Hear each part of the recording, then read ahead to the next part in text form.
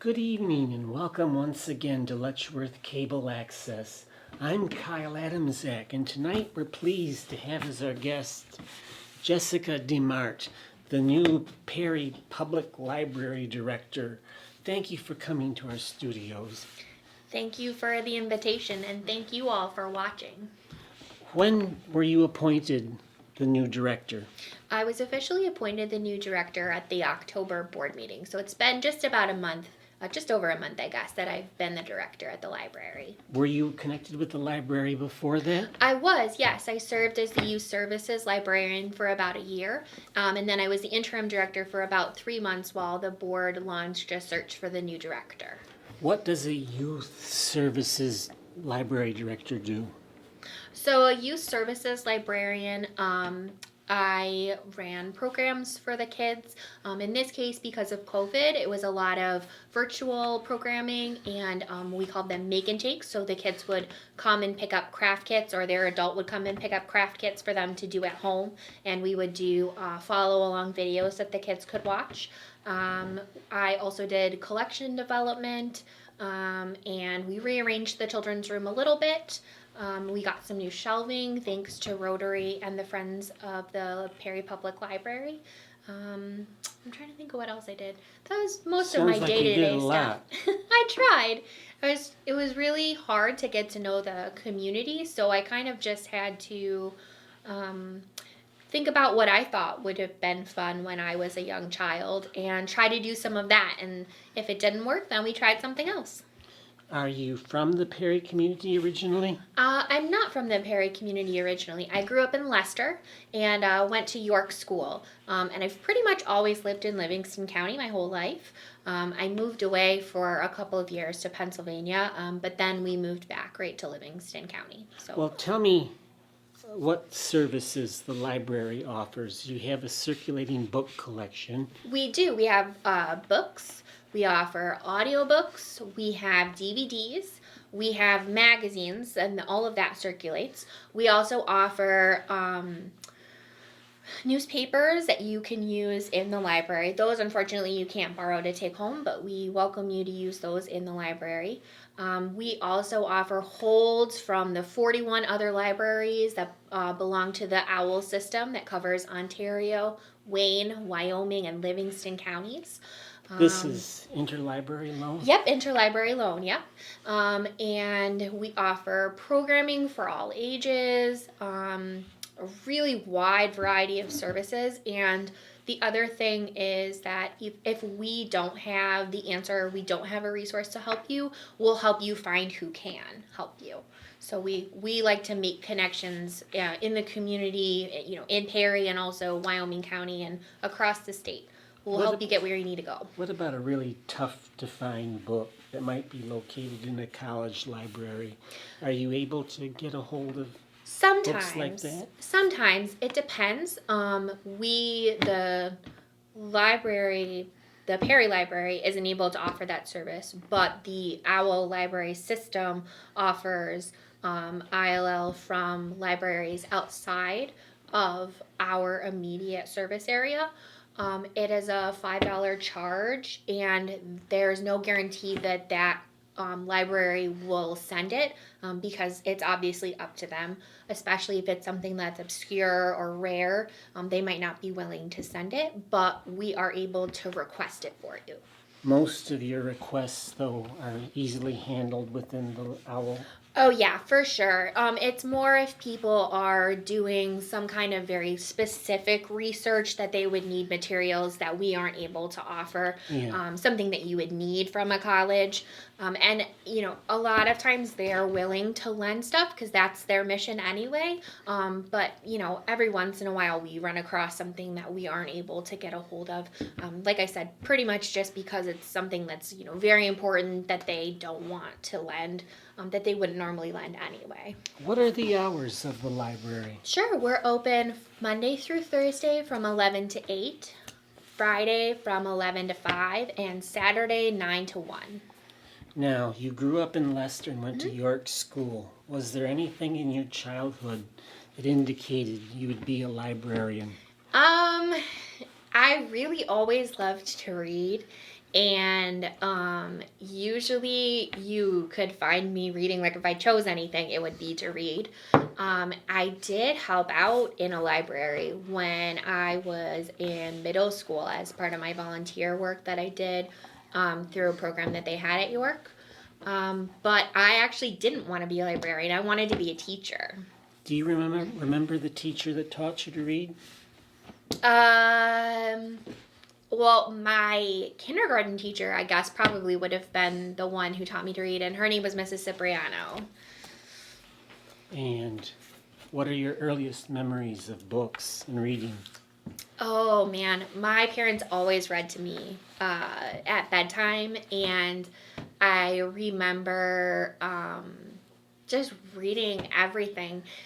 It was really funny. When we had the library open house earlier this month, one of the board directors put together a scavenger hunt, and they asked me what my favorite book was.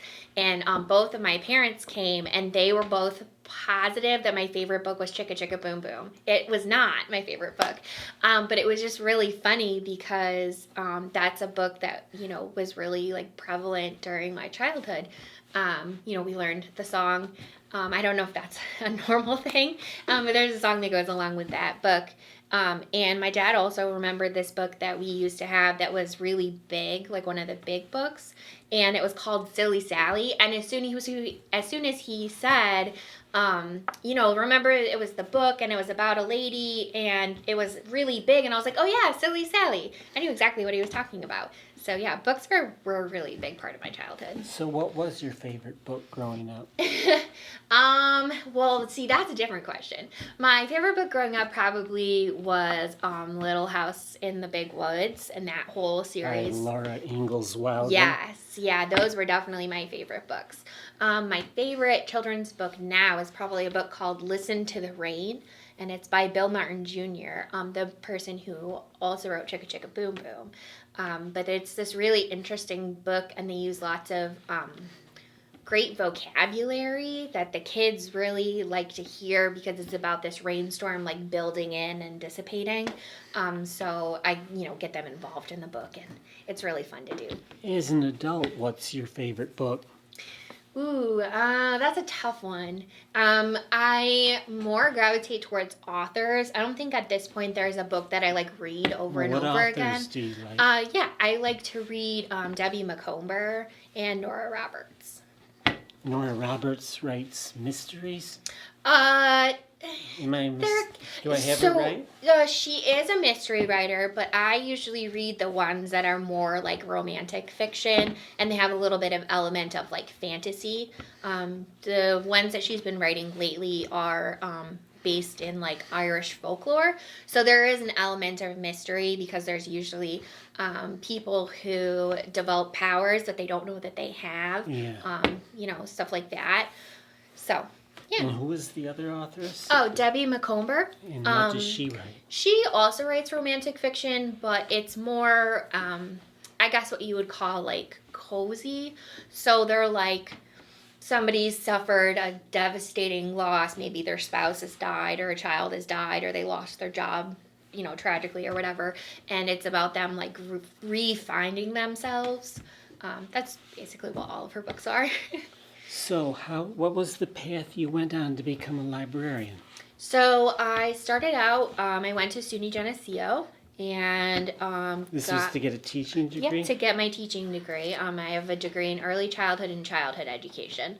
And then when I graduated, there were no teaching jobs, which is very different from how it is now. There were, 800 applicants for a job, and so it was really hard.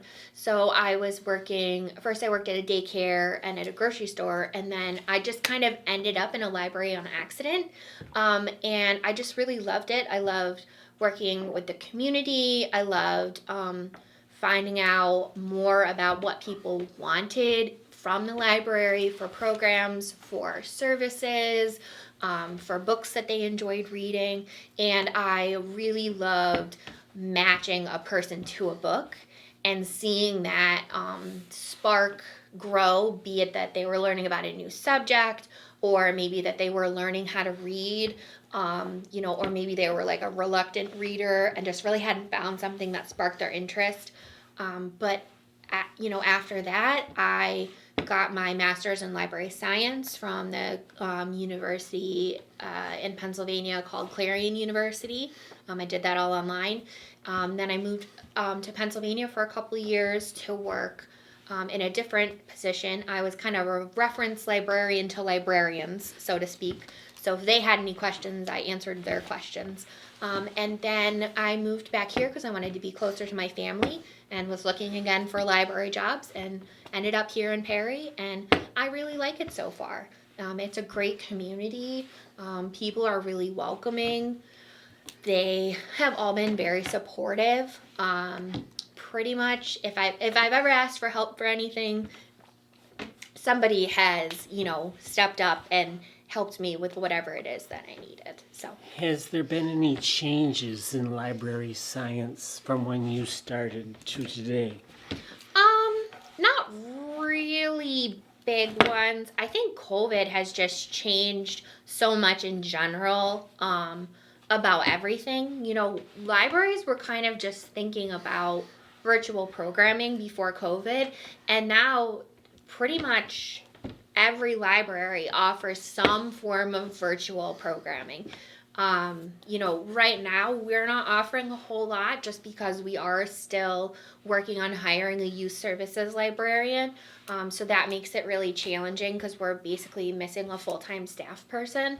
But it's something that I think libraries are going to have to consider whether or not they're going to continue to offer and what that's going to look like and how that's going to change how staff members use their time and if the community thinks that's important, because that's the other important piece of it all. The community is the most important. So if they're not going to use a virtual program, then it doesn't make sense to continue to offer it.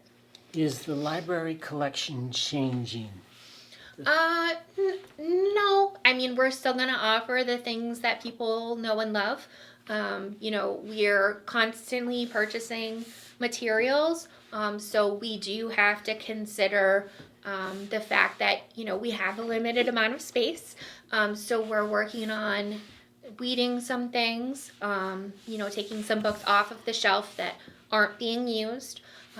If they're in poor condition, we'll be recycling them. If they're still in usable condition, but they're just not something that our patrons particularly are using, we'll be donating them in a variety of ways. So the books on the shelves are the most popular. Yeah, still for the most part. Our DVDs are also pretty popular. We try to get, most of the popular titles, but yeah, books I think are definitely still our bread and butter. No, what I mean is the Oh, sorry. titles are the most popular titles are what you keep. Oh, so it depends. You toss out Ivanhoe, for instance. So if it was something like Ivanhoe, we would probably keep at least one copy of that. We go based on what is circulating for stuff that is from the more like pop authors, Yes. so more current authors. But we do still have on the shelves things like Jane Eyre and Classics. yes, we make sure to keep those things. So that's why it's a process to do weeding. It's not just, these books aren't going out, so we're just going to get rid of them. It's a process that we go through. We evaluate the collection and make sure that, we have like local authors and classics and, things maybe that would pop up on reading lists and things like that. We make sure to keep that. What are the skills that a librarian should possess? You definitely have to be a people person. You have to be able to think in terms of customer service. You have to be willing to pursue the answer, even if sometimes it's challenging. You have to be willing to be empathetic and understanding, because sometimes the people that come in that are looking for help, especially people who need help like on the computer and things, they are already frustrated and they just need somebody who's willing to, step in and help them, but also be empathetic to what they need. I think those are the big things. You should love books, but not everybody does. What's the most common question a librarian is asked? Usually it's where the bathroom is or a computer question. Yeah. Are there any questions librarians get tired of answering? I think that that's probably a hard thing for me to say. There's not a question that I ever get tired of answering. Yeah. Do you have a book discussion group at the library? We do have a book discussion group at the library. They actually this year or last year was their 20th anniversary. And they're still going strong. It's sponsored by the library. It's sponsored by the library, yeah. This month it's on Wednesday, November 24th, and it's held at 7 p.m. And this month we're reading a book called The Personal Librarian, and it's by Marie Benedict. How are titles selected for the discussion group? The members select it, or if we have a special event coming up, sometimes we'll read in conjunction with that. Like usually they read whatever the Shakespeare play is that the theater company. Shake on the Lake. Yes, thank you. Shake on the Lake is doing. They usually read that to go along with it. How big is the group? Usually. Usually there's between like 4 and 6 people. So it's not too big, but there's usually really good discussion. Do you have to go through an initiation to join? No, there's no initiation. We do encourage you to read the book because, we do talk about the book in depth. So there will be spoilers if you haven't read it ahead. You should read the book and then just show up. Yep, you can just show up. What is the Clark Rice collection? You're working with that. Yeah, so the Clark Rice collection was given to us by Betty Rice after her husband Clark passed away. And the majority of it is pictures that were taken either by him or by the gentleman who actually owned the photo studio before the Rices. So he also inherited those. And right now the collection is numbered, so we have a number that corresponds to what the photo is of, but they're not in any sort of order. So there's stuff from like the 1980s next to stuff from like the 1880s, and you get the idea. So right now what we're working on doing is sorting the collection so that it's a little bit easier for people to use in the future when we have reference questions, and possibly also for people themselves to be able to use the collection rather than having it be something that you, like I would have to go through specifically. Yeah. Well, you brought some books with you. I did. And I wondered, these are from the collection at the Perry Public Library. All except for the last one, yes. All right. And that's a special reason. Tell us about these books. Here's the first one. So the first one is called The Crown, and it's a tie-in with the Netflix show, which is really popular right now, about Queen Elizabeth's life. And we have this book, which is the first volume, and we also have the second volume as well. So, libraries are not just about, fiction books. We also have nonfiction and books that tie in with popular things that are going on, in everyday life. So this is a recap of the plot, or is it behind the scenes information? So my understanding is it's a little bit of both. Okay. Yeah. All right, we have another book that you brought, Closer to Nowhere. Yeah, so this is a book in prose, so it's all poetry. It's written by an author named Ellen Hopkins, and she's a very well-known teen author who this is her first kind of middle grade, so 4th through 6th grade, and it's about a boy and a girl who are cousins, and the boy has to move in with the girl and her family because something's happened with his family.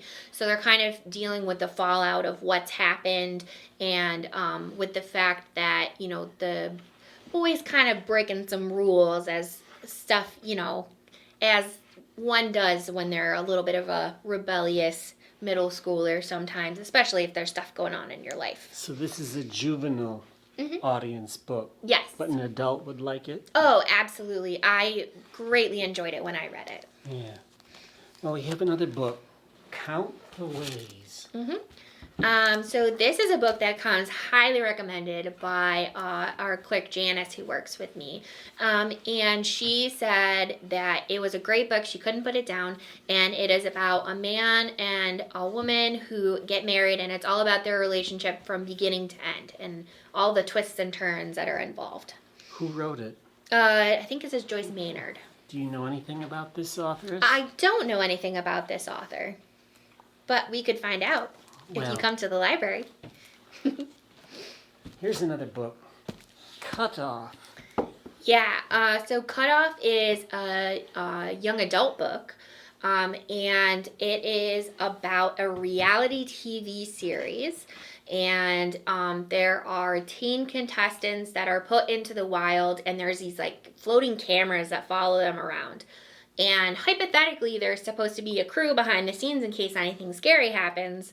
But you soon discover that everything is not as it seems, and there's some mayhem that happens. Is this a science fiction story?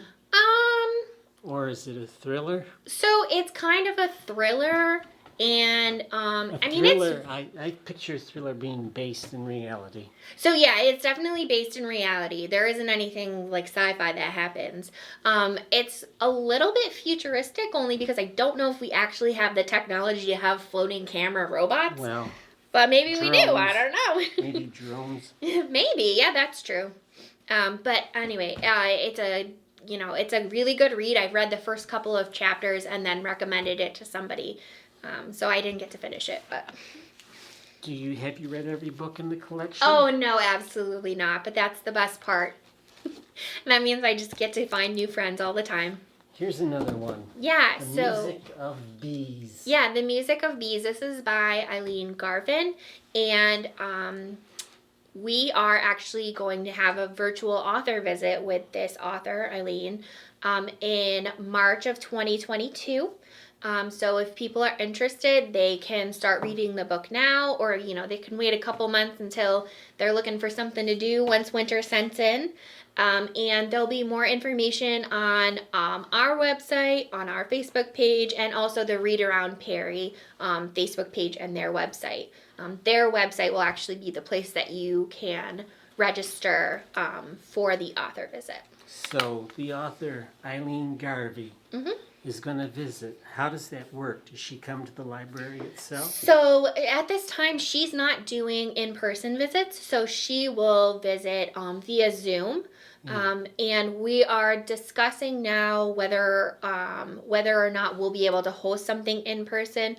But, with COVID, it's hard to say if we'll be able to do something. But we will definitely be visiting her virtually. So what happens in these author visits? You've been doing them for a long time. You read the book, you ask questions about the book, or is there other things tied in with it? Sure. So the author kind of talks a little bit about themselves, how they came to be writing books, how this book is, maybe connected to themselves. I've noticed that during a lot of these author visits that there's usually some portion of it that's like autobiographical or at least reflective of their own life. So they talk a little bit about that, and then the audience has an opportunity to ask any questions that maybe they have, either about the book or maybe if there's more books that are coming out, talk about the characters and how they made them feel. So it's a really fun evening. Last year we did a virtual author visit with Alan Eskins, and we had about 25 people attend virtually. So I thought it was a really big success, and we were excited to be able to have the opportunity to have Eileen come in March. If you could have a visiting author, anybody, in any period of time. Oh man, that's going to make it really hard.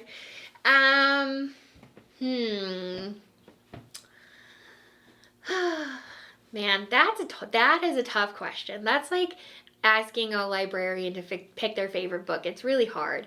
I think modern day, I would love to have an author talk with Jacqueline Woodson. She is most well known for writing her juvenile and young adult books, but she also writes for adults as well.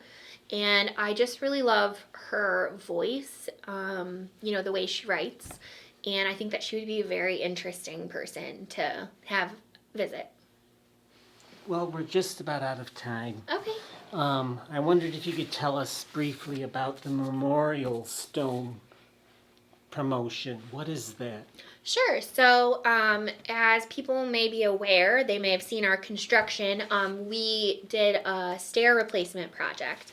And to kind of help pay for that, we're offering people the opportunity to purchase stones in memory of maybe a loved one that was a reader or lived in Perry.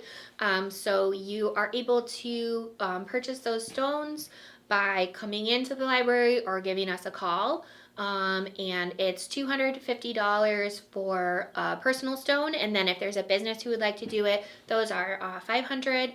And if you need any more details, we want to talk over how long the inscription can be and things like that, you can reach me at the library. Is there a cutoff date to buy a stone? At this point, no. We're looking, this is our second round, so we're looking to put the stones in again in the spring. And so I'm not sure exactly when that will be because, the ground could be frozen now until May.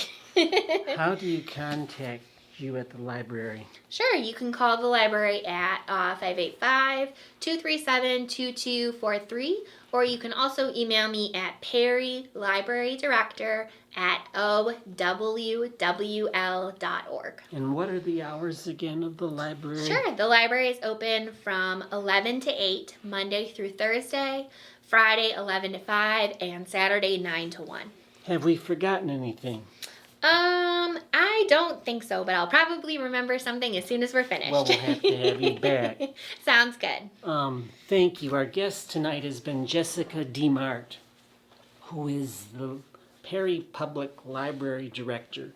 We want to thank you for coming in tonight, Jessica, and we want to thank you for watching. Good night.